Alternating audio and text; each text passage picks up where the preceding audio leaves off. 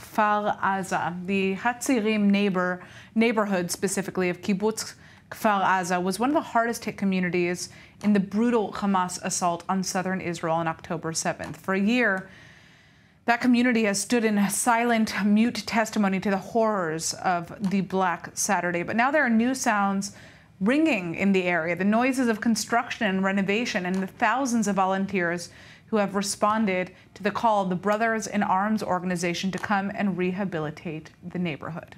Take a look.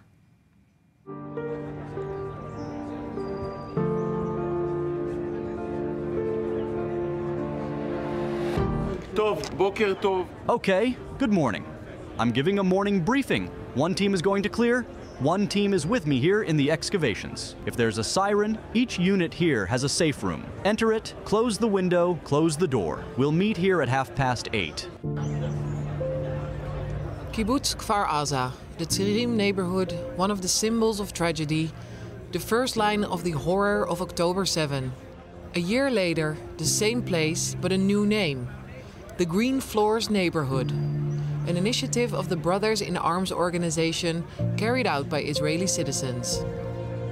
This project, first of all, begins with the inspiration of Omri Ronan, whose grandmother was murdered along with her caregiver 50 meters from us in the safe room on October 7th.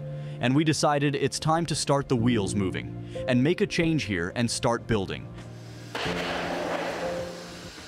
There are 16 housing units here that we are starting to renovate, repair, build them from A to Z. Let me show you. What we envisage: the kitchen will be here, the bathing area here, shower, clothes dryer and a washing machine, toilet, refrigerator.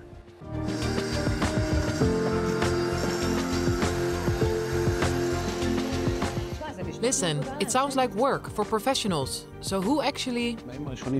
In the early days, there were more than 3,000 people who volunteered, wanted to come, including professionals, including suppliers. There are electricians here, plumbers who come on time with an organized Excel file of their work schedule. They give their time and their heart to the work, and it's heartwarming. They come from all over the country, from all political camps, all communities, and everything that separates us. Here they don't ask who you voted for or who's to blame for all this. Instead they ask what needs to be done and when can I come again? Seeing this group of people, seeing their eyes, is really very encouraging.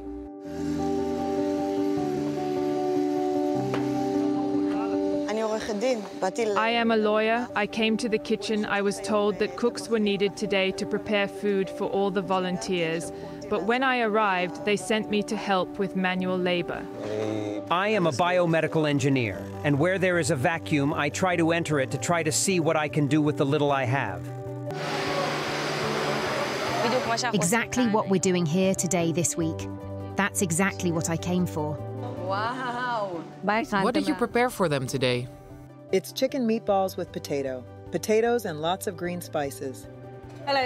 She came to me yesterday and said, "Come on, we're going to cook for 100 or so mouths in Kfar Aza." I said I'll come check what's going on here, and then I will see which day. And by noon, I had already become the person in charge of the meals.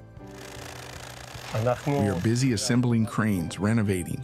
We closed the company today. No one is working today, including our finance manager, who knows nothing but writing, has come to work.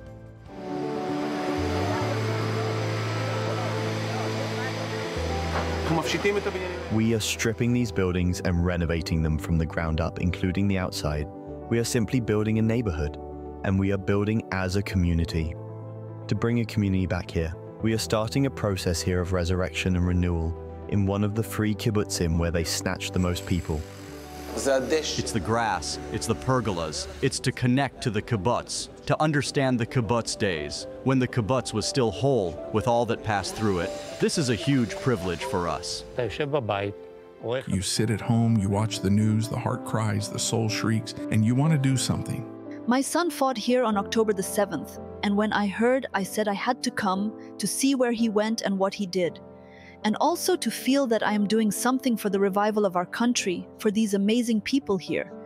For me, the food and cooking for others, right now it gives me the opportunity to breathe. I felt that after October 7th, I really couldn't help. And I felt as an Israeli that it was simple. It was not my place to stay there.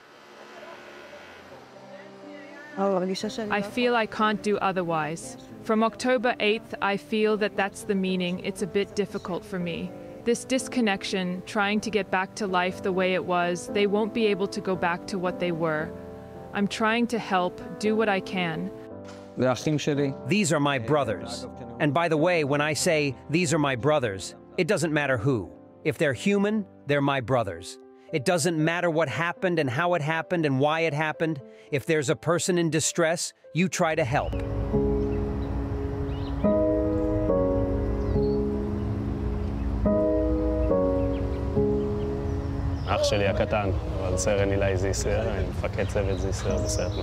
My little brother, Captain Eli Zisser, the commander of the Zisser team in the Seyuret Makal unit.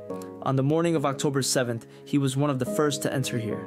Beyond the contribution I feel and want to make specifically in this place, the place where Eli was eventually killed, I feel like I have something more inside, a mission, something else to continue his path. I know this will sound psychotic, but this volunteering fills my heart. I'm crying now.